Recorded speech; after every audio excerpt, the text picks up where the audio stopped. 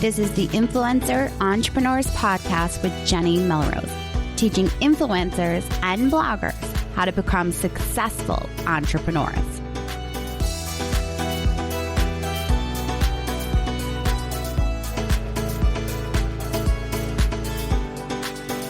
This is episode 113 of the Influencer Entrepreneurs Podcast with Jenny Melrose. Today, I'm going to be diving into why y'all need to stop worrying about swipe up on Instagram stories. I know I'm probably going to ruffle some feathers with the content that I'm going to share today, but I really feel that this needs to get addressed. So we're going to dive into why y'all need to stop with swipe up.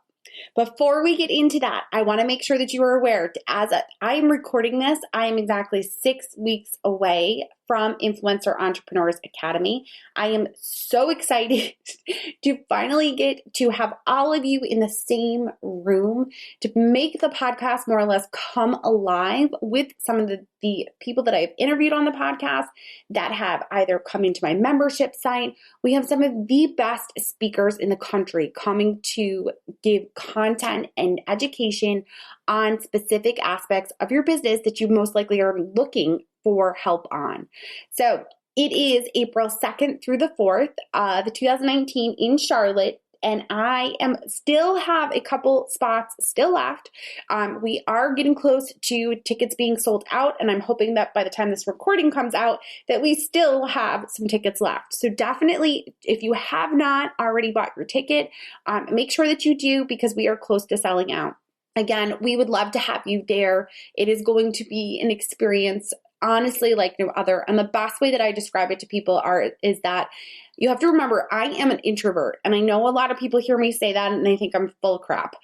But I honestly am. And for me, I get anxiety when I have to go into these big conferences and I have to communicate and interact and network with all of these different people. So for me, I wanted to make sure that this event was meant for the introvert to be able to feel comfortable and walk into a place where she feels welcome and also still feels like she's going to be able to walk away with tools and strategies that are going to help her move her business forward. So if you're an introvert and you're looking for that first conference and you've never really pushed it, this is for you. I'm telling you, retreats are great, but you're limited in the amount of things that you're going to be able to hear at a retreat because you're not going to have multiple speakers. We are meshing the two, a large conference with a retreat and giving you the speakers that you would expect to see at a larger conference, but giving you the intimate setting of being able to work in a mastermind group and still not be in a room full of hundreds of people. So make sure that you hop over and grab your tickets if you haven't already. All right, so let's dive into why you need to stop obsessing over swipe up. So if you're not familiar with what I'm talking about, I'm assuming that many of you are, but just in case you're not, when you get to 10,000 followers on Instagram, you have the ability to add a link in your Instagram stories, and you can tell it'll say swipe up. And when people swipe up, they will then be brought to your recipe, to your DIY, to your affiliate product, to your sponsored post, whatever it is that you are trying to drive traffic to. Now, some people seem to think that if you don't have 10,000 followers on Instagram and you don't have swipe up, then you're not existing on Instagram.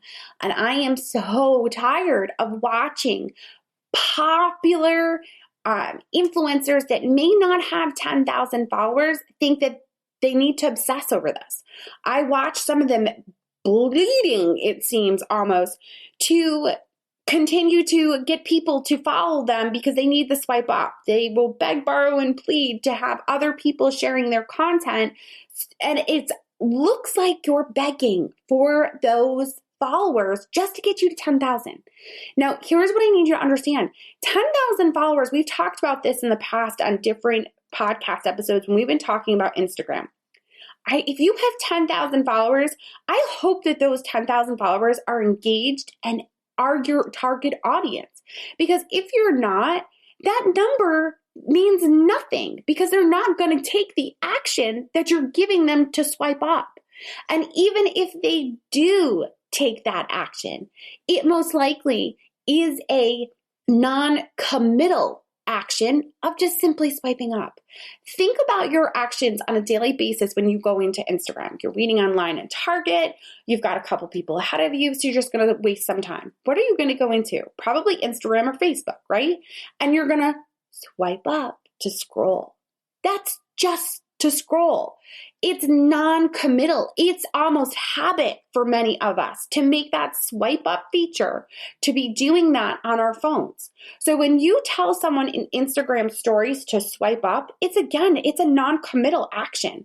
That page view or that click over to go to look at a product that you're promoting as an affiliate or to come over to your blog post, it's not going to be a committed audience member that is going to follow through and actually purchase whatever you're linking to as an affiliate, or is actually going to spend time on your content reading the recipe.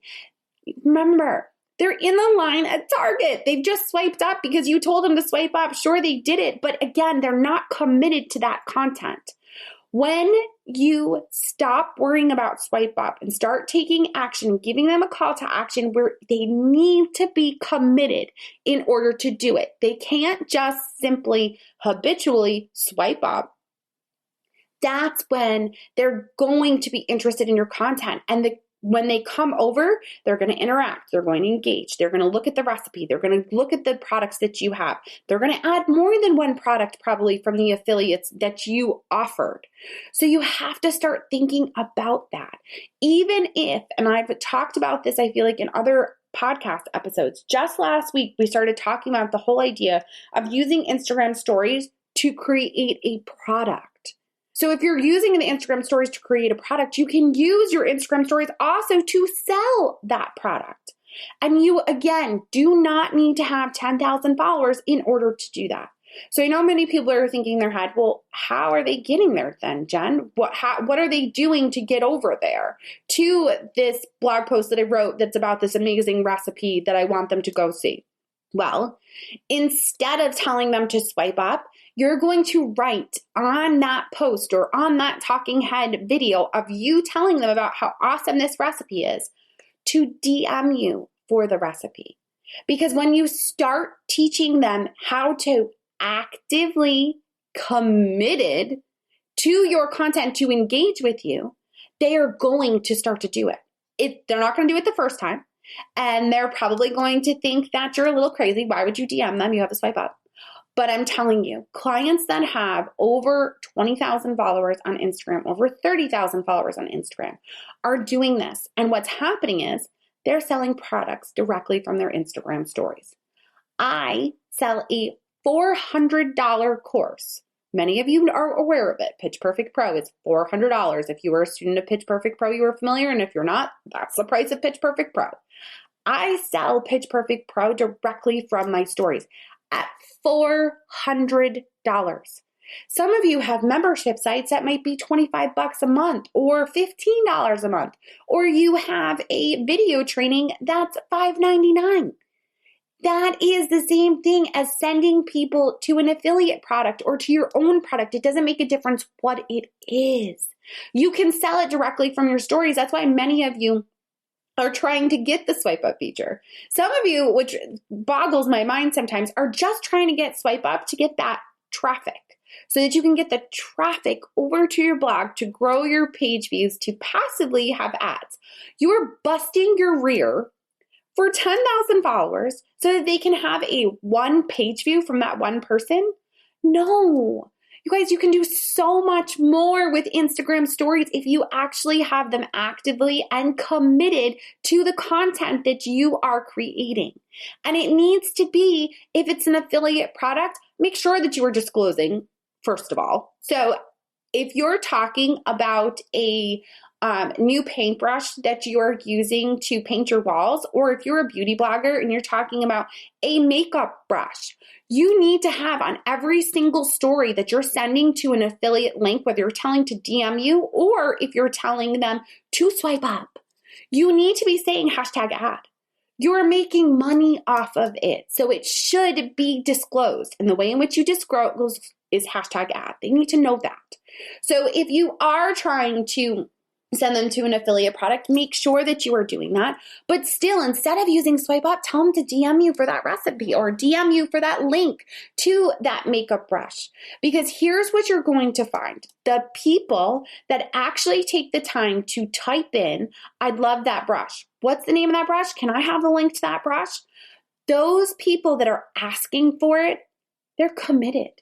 They know that you are going to get back to them. And when you get back to them, you're going to give them a link. And they know that you just took the time to do that. And most people, if they were taking the time to actually DM you, are going to follow through. And they're going to buy that makeup brush and probably buy whatever else it was that you were recommending. They're going to make sure that they take the time to stay on that page rather than clicking because they swiped something and it went away. They're now instead going to go to Sephora, which I'm going to tell you right now, I've done plenty of times when I've been on a beauty blogger or a style blogger's content and they say swipe up and I arbitrarily swipe up. And then I add something to my cart, but I'm not really wanting to buy one thing because let's be honest, if I'm going to get shipping for free for spending $50, I'm going to spend that $50. So I'm going to go to the website from the story, I'm going to stay in the story. But what often happens to me, and I don't know if it's because I have unusually large hands or thumbs or what the problem is, but I'll swipe and all of a sudden it's gone. And then when I try to go back, it's not in my cart anymore. And it is so frustrating because of the way that it has tagged and connected via Instagram stories with that swipe up feature. So if you send them an actual link, what happens is if you're on your phone, that link is live. It's clickable. So they can click on it and then it's going to open up a new window in Safari or whatever windows they use in order to open up websites on their phone. No more of my big fingers getting in the way and all of a sudden I've swiped something and everything is gone and my cart is empty. That is the most frustrating thing for me as a consumer, as someone that follows beauty and style bloggers. And what will often happen is if I don't DM them for that link, which if they told me to swipe up, I feel bad DMing them because they didn't tell me to DM them. But if they told me to DM them, I'm going to make sure that I do that and I'm going to get the link and I'm going to go to the link that they give me will open up in a new window so I don't have the chance of my big bumbling thumbs to get in the way. Instead, when you give me that Instagram story where you tell me to swipe up, I swipe up, it goes away. Now I'm like, I really wanted that stuff. I'm going over to Sephora's website. I'm just going to pop it into my cart because I see that there's a sale and I know what the products were that she just talked about. And it's not that I don't appreciate the fact that she worked hard to link to and swipe up, but it's more work for me to have to keep filling crap into my cart. So instead of using the swipe up, start telling them to DM you for whatever it is that you're promoting. And don't just tell them. You have to write it over whatever you're saying. I talked about this in the past, and I still see my membership site users and my students doing it. So I have to make sure I emphasize this fact that most people are not watching their stories with the sound on. If they have children, especially, because I never know what y'all are going to say. And I don't need them up my butt all the time trying to see what I am watching on Instagram stories. So for me, it's more relaxing to watch it with the sound off, where I don't need to know what you're saying because you're summarizing for me with the ability to type right there. And I wouldn't use anything that's a transcription because it's crossing my screen and it's not even saying the words that you're saying because you have a New York combined with a North Carolina accent, which y'all know I do.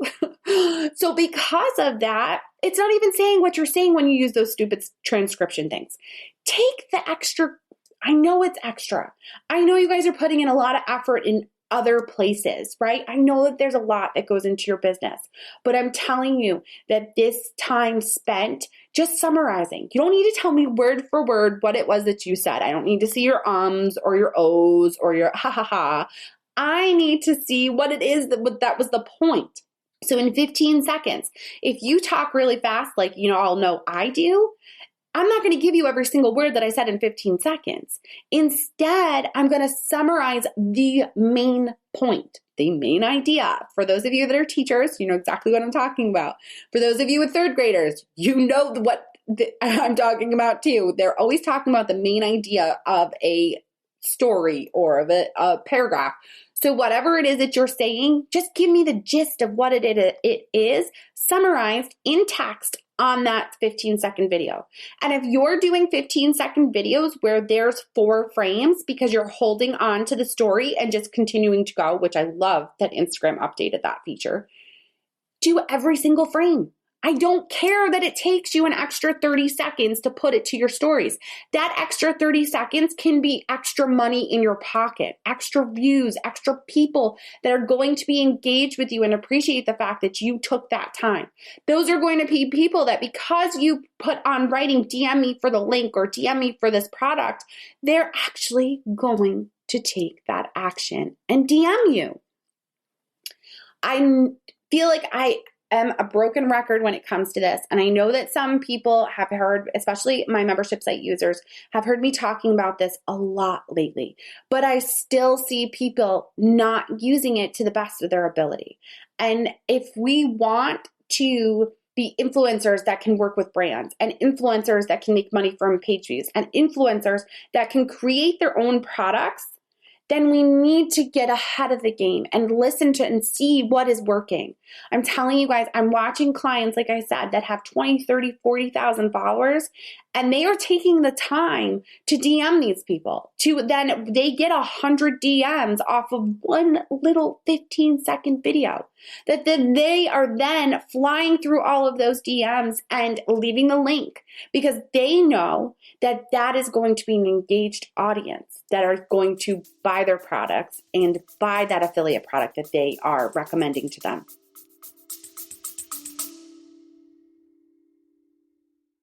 Whether you're a seasoned podcaster or just thinking of starting a podcast, you need to listen to Buzzcast from the folks at Buzzsprout. Here we go! Buzzcast covers everything a podcaster should know, from marketing strategies and how to make money from your podcast to the latest and greatest tech and industry insights to keep you on the cutting edge.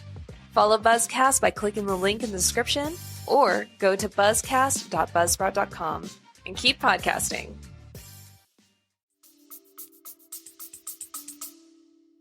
When you take the time in your Instagram stories to build and engage that relationship, that is going to make all of the difference. So I know that we talked a lot about the idea that swipe up isn't the end all be all on Instagram. You don't need to have it. And if you do have it, I wouldn't even recommend using it. I would start testing. Look and see what actually happens. And when I say testing, that does not mean you do it once and you say, oh, it doesn't work. Because it won't work if you just do it once. Because your audience isn't going to know what it is that you're talking about. They're not going to be used to seeing you do that and then seeing your interactions. Because the people on Instagram that are really using it to the full capabilities are showing you what other people are saying to them, are using stories, are making sure that everything is connected. They are using the features that Instagram gives them to the best of their ability. They're using polls and they're using the questions feature, and then they're interacting with their audience after people answer the poll and after they give them a question. You want to start doing the same thing. You want to build that relationship with your audience. One of the tips that I want to give you too is start thinking about how you can set yourself apart. Especially if you're smaller and you feel like, oh, I can't, there's no way I'm going to be able to be separated from some of these other, let's say, plant-based bloggers. We know there's a lot. Or keto, right? That's the thing now. Everyone is wanting to be a keto blogger. Everyone is creating keto recipes. They're trending. They're doing well. Yes, and I'm not telling you that you shouldn't be using keywords for keto because obviously it's hot right now, right? But I have a feeling it might be like Atkins. Do y'all remember Atkins? Yeah, no one uses an Atkins hashtag because Atkins came out before the hashtags were probably even created. But it was a trend. And if the hashtags were used when Atkins was out, I'm sure we would have seen a ton of them being used. So when it comes to using those hashtags, definitely use them and use them to the best of your ability to gain people and to gain a following and to engage with your audience. But at the same time, start thinking about ways that you can separate them. Here's a quick tip. One of the things that I have recently started trying to do is if I have people that will DM me, I will send them instead of just messaging them back, for me, it's easier for me to talk. Y'all know I like to talk, especially if I feel like I'm talking to myself. Don't get me in a huge crowd or around tons of people. But if I can just talk myself, I'm good. So I will give them a quick 15-second video back, and that's what I'll send to them. Especially if they ask me a question. They want a specific answer. I'm going to do a quick 15-second video of me talking and send it over to them. And they're going to get a personalized message from me in their inbox, answering their question. And I can tell you this right now, because this has happened to me. I've had other larger bloggers that I have reached out to do this to me, and they'll send me a video. And I was taken aback at first. Holy crap, that's Jasmine Starr sending me a video message. What in the world is going on right now? But I'm telling you right now, anytime Jasmine puts anything else out, I am watching to see what she has to say. I am interacting, I am engaging, because she made a personal relationship with me by sending that video. Does she really know who I am? No, of course she doesn't know who I am, but I know who she is. And that's what you guys want to keep in mind. You want to have your audience knowing who you are. And when you send a video to them or you send back a response and it has anything where it's very personal like that, it makes all the difference. So start thinking about, even if you are a micro influencer, you have under 10,000 followers, how can you go out of your way to make your audience feel more comfortable with you? Because that's what's going to just continue to grow your audience. Because those people that you send a video back to, and even if they're probably not bloggers, right? They're everyday moms that maybe are on the PTA and maybe they're trying to fix their diet for their husband, and you create plant-based recipes and you send her a personal video message answering one of her questions about how to cut up spaghetti squash. I can guarantee you that when she goes to the next PTA meeting and a mom says, we're trying to fix my diet, and does anybody have any plant-based recipes they could recommend? She is going to stand up and she is going to go on and on about her bestie that sent her a video message. And I can guarantee you there will be tons of new people following you because of that. Everything that you do, every chance that you have to actually build that trust with your audience is the purpose of social media. It is not meant to just make you feel like everyone else has it together. Because I know and I see everyone saying, oh, I can't go on social media because I just see everyone else and their perfect lives. And we know that those lives are really not that perfect, right? Melanie from Mostly Under Control, if you're not following her on Instagram, you definitely should. She put up a quote that on Facebook, and it was something along the lines of the quote, you always think that the grass is greener on the other side. And it was actually the opposite of where they like to portray that the grass is greener. And in reality, it's actually the grass is fake. That is the society that we need to get away from. We need to get away from putting up these fake images, these fake lives that we are so fun and we're always happy and our kids are always clean and our house is always spotless. We need to get away from the fake and be authentic and be real with people and answer those tough questions that they're asking you. Because you guys, if people are asking you consistent questions, and I know keto is a huge thing right now, and I was watching in a Facebook group, someone complain about the fact that she was getting asked so many questions by her readers and she doesn't have time for them. And it boggles my mind because I know that there are so many bloggers that are out there that they wish their audience asked them questions. They wish that they could have someone saying to them, this is what I have a question about, because then they would know exactly how to fix the problem for them. If you're getting those questions, start listening. I know that if you're busy and you can't always answer every single question, I understand that. But when you can make that personal connection, it's going to make all the difference down the road as you continue to grow. They will help you grow, and they are going to be your tribe, and they are going to sing your praises everywhere that they go so that your name becomes known for whatever it is that you're trying to be known for. You have to serve from a place from your heart. You have to be serving from within your heart to provide them with an answer, to provide them with a solution for their problem. If you're not doing that, then you're never going to get past where you are. If you feel like you've plateaued, I would look at why that is. And I'm not telling you that you're not writing content that is valuable, because you guys, content can be valuable no matter what you're talking about. Whether you're talking about crocheting or you're talking about how to feed your fish. If it solves a problem for someone, it's going to be valuable. But it has to be a matter of solving that problem. It has to be that you are trying to fix something for someone else based on your own experience, and you're sharing it from your heart. So I hope you will take that today. Stop focusing, stop obsessing on swipe up. Start sharing your content from your heart. Because I'm telling you guys, when you start to do that, everything just falls into place. It honestly does. I appreciate you guys so much for taking the time to listen in. I especially love it when you tag me on Instagram at Jenny_Melrose in your stories. I love seeing where you're listening to the podcast, whether you're listening to it while you're running in the pool or if you're out on a run, whatever it might be. I love seeing those quick screenshots of where you are and tagging me so that I can share it out with my audience.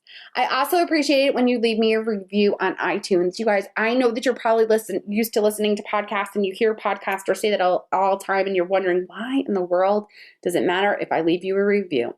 Well, for the people that don't quite listen to podcasts yet, and when they do finally come over to iTunes, who are those people, right? Like who does not listen to podcasts yet? I know that's what probably some of you were thinking. But when they do come over, they'll search for certain topics, and based on the reviews is how they're going to come up and search. Based on the reviews, people will make a decision on whether or not you have enough reviews or good enough reviews to actually then listen to your content. So I appreciate you so much. I have always try to make sure that I am doing a DM that gets sent to you. You might even get a video message from me. If you put up an Instagram story, or if you leave me a review on iTunes. If you do leave a review on iTunes, just put your Instagram handle, because then I can send you a video message thanking you for that review. All right, guys, until next time, I will see you all then.